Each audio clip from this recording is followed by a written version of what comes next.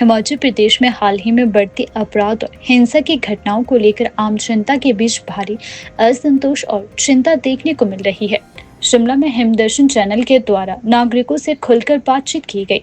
खुलकर बातचीत में लोगों ने अपनी राय रखी और प्रदेश में बिगड़ते हालातों को लेकर सवाल भी खड़े किए। लोगों ने कहा, हिमाचल जैसे शांत और शिक्षित राज्य में छात्र संगठनों के बीच बढ़ते टकराव, महिलाओं की असुरक्षा और बच्चों के साथ हो रही दुष्कर्म की घटनाएं राज्य की छवि को नुकसान पहुंचा रही हैं।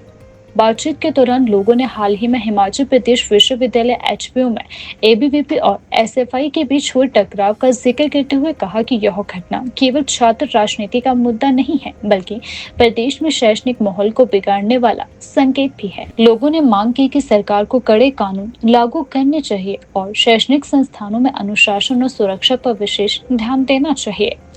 मुझे इसमें यही कहना है कि लॉ एंड ऑर्डर तो बिगड़ता ही है, लेकिन लॉ को अपने हाथ में नहीं लेना चाहिए किसी भी नागरिक को। जहाँ तक युवाओं की बात है, विश्वविद्यालय में हाल ही में ऐसी घटना हुई है, तो ये बच्चों के बीच में जो ये टकराव या झगड़े हैं, इसी कारण वहाँ पर चुनाव जो है वो पीछे पोस्टपोन हो गया। लगभग 1-10 से वहाँ चुनाव नहीं हो पा रहे हैं। अगर ये लोग विचारधारा को अपनाएं और लड़ाई में ना जाएं और चुनावों में हिस्सा लें, चुनावों में हिस्सा लेकर के हमारी, क्योंकि वहाँ पर नेता उभरेंगे, नेता निकलेंगे।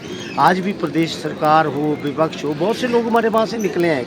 इवन राष्ट्रीय स्तर पे हमारे नड्डा जी हैं, जेपी नड्डा जी हैं, आनंद शर्मा जी हैं, और आज के जो हमारे मुख्यमंत्री हैं श्री सुखविंदर सुक्खू जी, स्वयं हमारे वहाँ विश्वविद्यालय से पढ़े हैं और यहाँ से निकले हैं, और से बहुत से नाम हैं।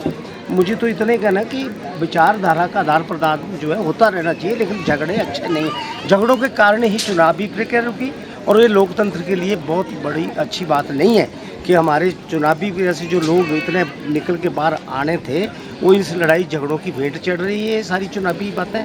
और जो युवा है, जो आगे हमारा नेतृत्व आने वाला कल में, इन्हीं लोगों को हमारा नेतृत्व करना है, इन्हीं लोगों को प्रशासन चलाना है।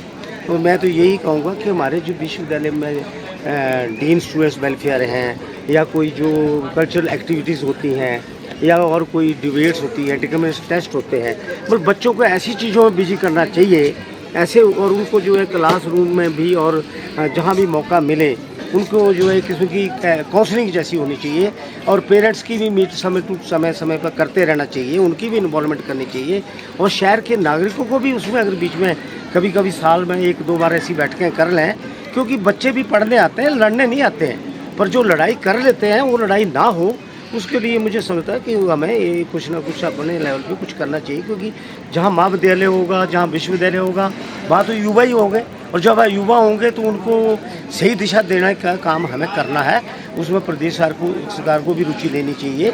और जैसे पिछले दिनों से राज्यपाल जी नशा मुक्ति का अभियान चला रहे हैं, और हमें तो युवाओं को बड़े एक कंस्ट्रक्टिव उसमें लगाना है, ताकि वो सही दिशा में चलें और पढ़ाई करें, चुनावों में हिस्सा लें, और इन्हीं में से अच्छे अधिकारी और नेता निकलें। मेरा तो यही सुझाव है, इसमें मैं यही कह सकता हूँ। समाज में इस तरह की चीज़ों की कोई जगह नहीं है, ना ही होनी चाहिए। कानून को अपना काम करना चाहिए और सख्ती से करना चाहिए।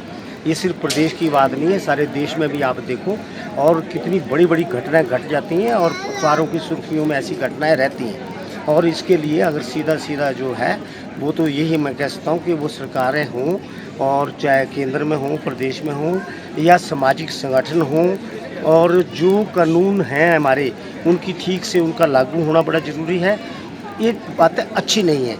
आप कह रहे हैं कि बेटी पढ़ाओ, बेटी की बात आती है, बेटी के लिए हम सब बात करते हैं, और सबके घर में बेटी है, हमारे घर में भी बेटियां हैं, तो हमें इन चीज़ों पे बड़ा अच्छी बात नहीं है, इसको मैं समझता हूँ। लेकिन इसकी रोकथाम के लिए प्रभावी ढंग से जो बातें हैं, वो भी सरकारों को ही पाग उठाने हैं। और उसके लिए भी मेरा सुझाव वही है, जैसे मैंने युवाओं के बारे में कहा, कि समय समय पर, वर्ष में क्वार्टरली, हाफ ईयरली, वरिष्ठ लोगों को लो, संगठन कितने सोशल एनजीओज हमारे काम कर रहे हैं, उनके पदाधिकारियों को लो, और कभी राज्यपाल उनको संबोधित करके उनके अंदर अवेकनिंग लाएँ, कभी सरकार ऐसे अरेंजमेंट डिस्ट्रिक्ट लेवल पे करे, स्टेट लेवल पे करे, और वो जो कॉलेजेस हैं और उसमें हमारी जो विश्वविद्यालय, वहाँ पर ऐसी बातें हों कि awareness and the law is there, we know, और लॉ के मुताबिक ही समाज भी चलता है, सरकारें भी चलती हैं।